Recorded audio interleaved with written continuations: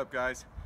We're here in Vacaville today, just going to do this little foam pop out down here on the bottom that we installed yesterday. What happened was the lawnmower kept hitting the foam and really damaged it quite a bit. So what we did is we cut it off, the old one, and ordered some new plantons to put around the bottom. Installed those yesterday, and today we're going to put a finish coat on. We've already got our mud mixed up here.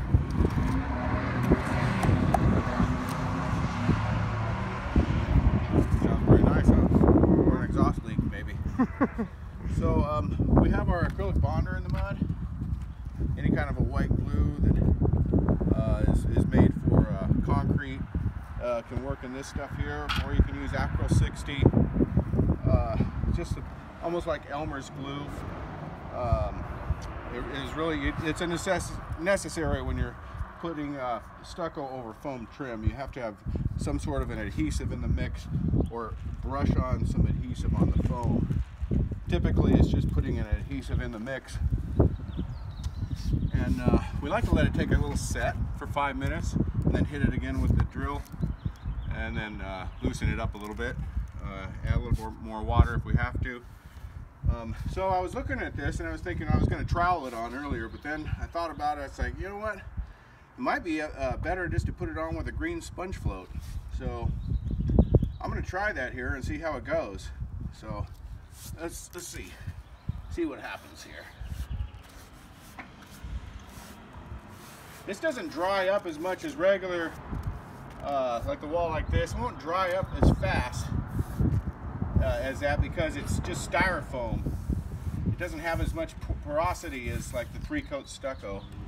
It's this foam trim. It doesn't absorb the water right away, but it will dry. I mean, it doesn't take long for it to dry, just not as fast as that. That dries there. It looks like it's drying pretty quick though here on me, but still, if this was regular 3-coat, it'd be drying even faster. So it looks like it's going to work okay like this. I like the way it's going on, a lot easier than use a trowel. Let me get some more mud.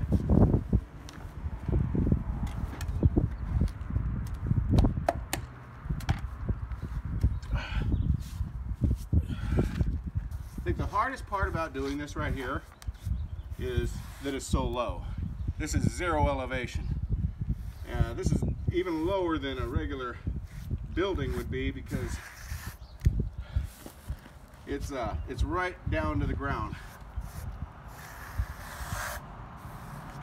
And working on this, we have 8 conditions like this that we have to do around this little community here. And after you've been doing this all day, you really don't feel like going out there the next day and doing the same thing over again. So this is pretty hard on the back, this one here. Anything where you're working at 0 elevation for an extended period of time, it's just murder on your back.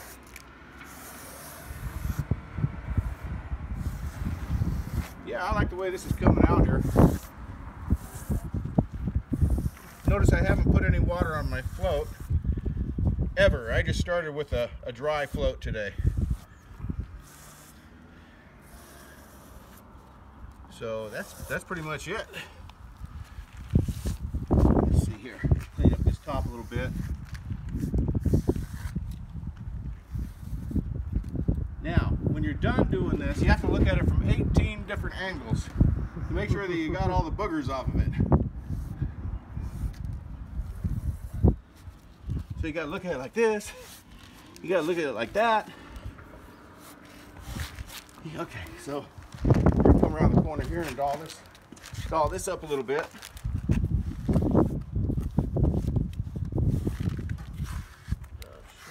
Got my shadow. Got Glenn here on the camera, doing a fabulous job. Say hey to the people out there, Glenn. Hey. Hey. Hey guys. Hope you're enjoying our videos. So that looks like that's paintable right there, I'd say.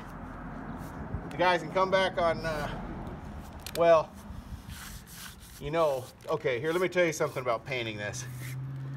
it would be ideally if you wait 28 days before you painted this.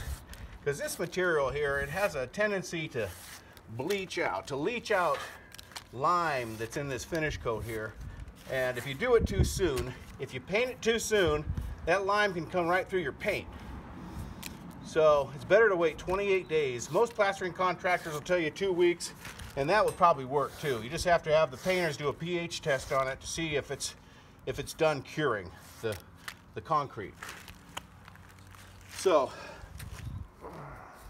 let's go on around here and do this piece here while I talk a little bit more about painting.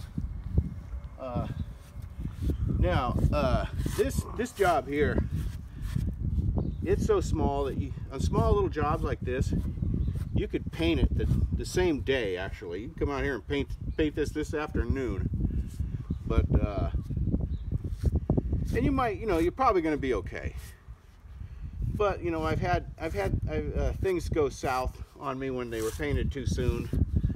The painter just has to go back and paint it again. That's the only thing. So on a job that's this small, if it was to go south, you could just come back out and paint it again.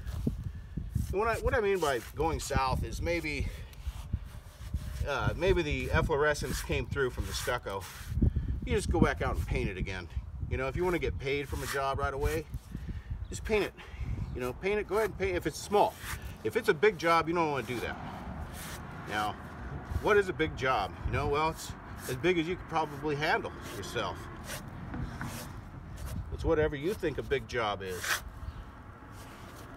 I mean, this might be a big job to somebody right here. What I'm doing here, this might be a big job.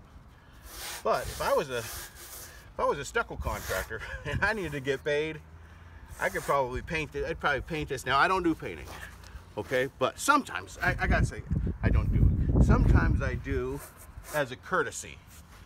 I'll paint little projects like this.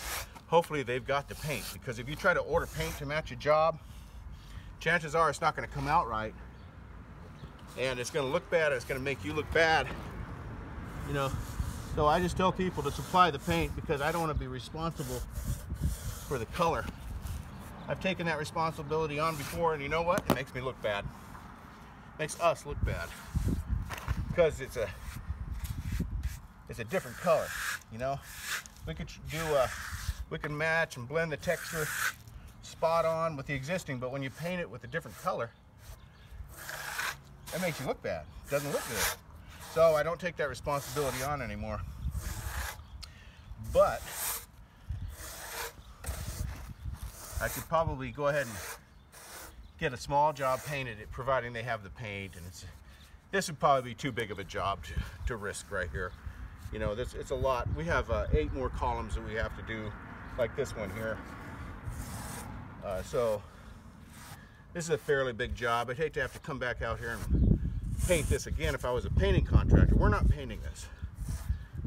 But the guy who got this for me, this job, is the painting contractor. So I'm doing this job for the painting contractor.